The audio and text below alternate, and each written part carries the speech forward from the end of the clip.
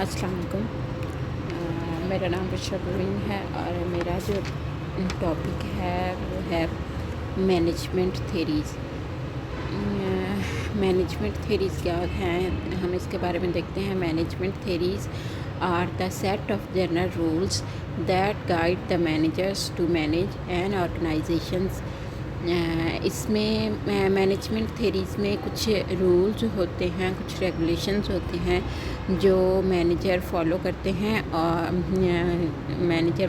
ہیں اپنی آرگنائزیشن یا کمپنی کو چلانے کے لیے۔ Management theory focus on the role of supervision, organisation and group performance. جو بھی مینجمنٹ کے ریلیٹڈ جو بھی تھیریز ہوتی ہیں، ان کا جو مین فوکس ہوتا ہے وہ ہوتا ہے سپرویژن پر۔ کیسے کسی کو سپرویژن کیا جائے اور کیسے آرگنائز کیا جائے کمپنی کو، اور کیسے گروپ پرفارمنس پر دھیان دیا جائے۔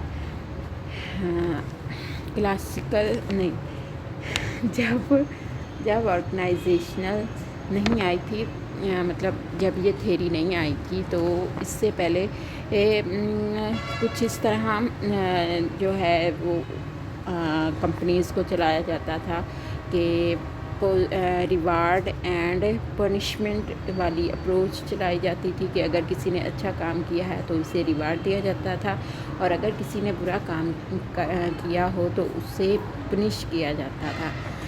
اس کے بعد تھیری آتی ہے classical management theories. Classical management theory is based on the belief that workers only have physical and economic needs and prescribe specializations of labor۔ یہ کلاسیکل مینجمنٹ تھیری اس بلیف اور ایگزیپشن کے ساتھ آئی ہے کہ جو بھی ورکرز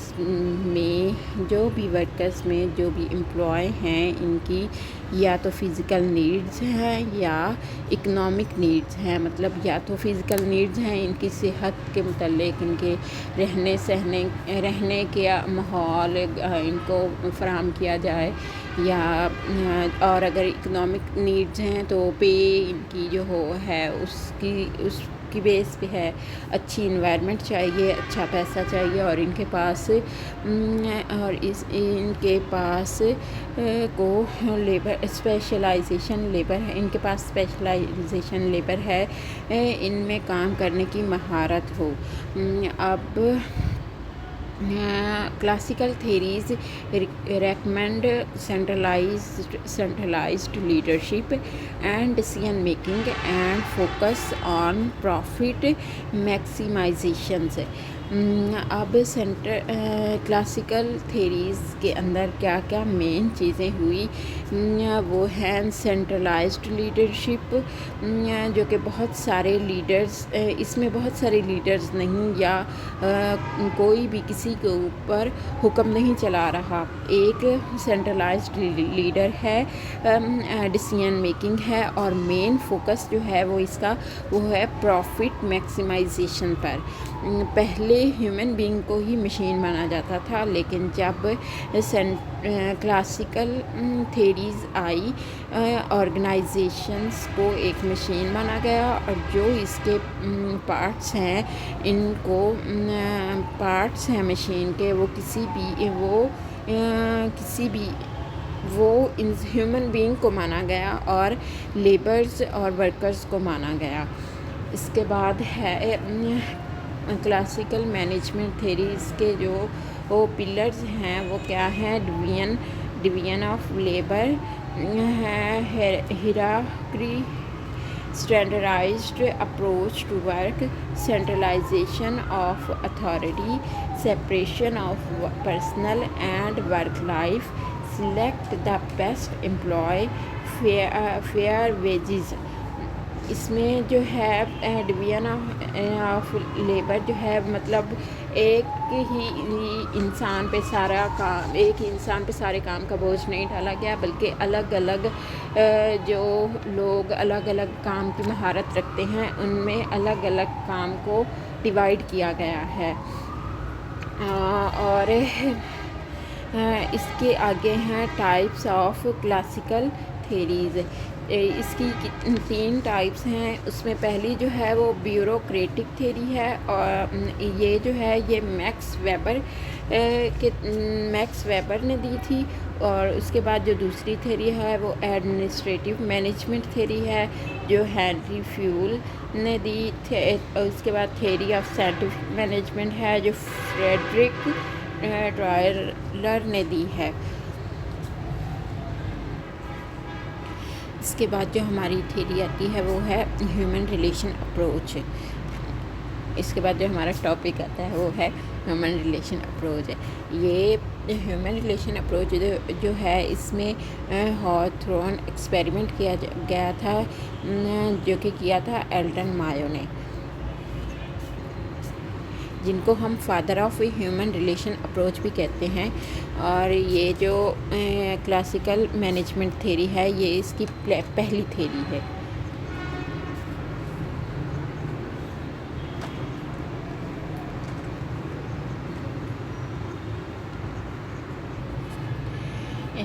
ایلٹن مایو جو ہے ان کے 2 اور گروپ میں 2 اور لوگ تھے جن کا نام تھا F J Roth and W J D Dickson. ان کی ایک ٹیم تھی اور انہوں نے 4 ایکسپیریمنٹ کیے تھے. سب سے پہلا جو ان کا ایکسپیریمنٹ تھا وہ تھا ایلومینیشن ایکسپیریمنٹ. یہ 1924 سے 1927 تک. ایلومینیشن کا مطلب ہوتا ہے amount of light at the work place, a physical factor.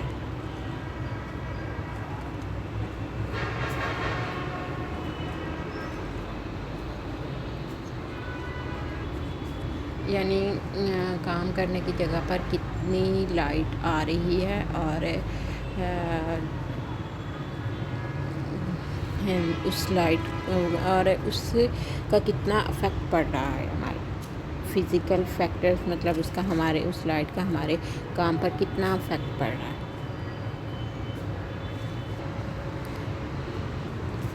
اس کا جو افیکٹ ہے وہ اتنا زیادہ مطلب ریئر نہیں نکلا تھا. اس کا یہ تھا کہ جو ہمارے کام پہ افیکٹ پڑتا ہے وہ اتنا زیادہ افیکٹس نہیں ہے.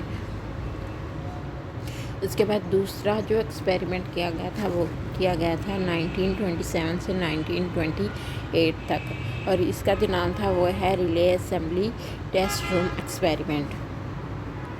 اس کے بعد یہ جو ہمارا دوسرا ایکسپیریمنٹ تھا یہ بہت سکسیزفل رہا تھا. اور اس کے بعد جو تیسرا ہے وہ ہے ماس انٹرویوئنگ پروگرام، جو کہ 1928 سے 1930 تک چلا تھا.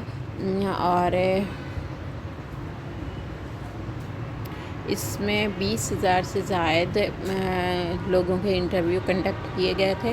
اور اس میں company supervision, insurance plan, promotions and wages وغیرہ یہ سب امپلائی کے لیے رکھے گئے تھے. یہ جو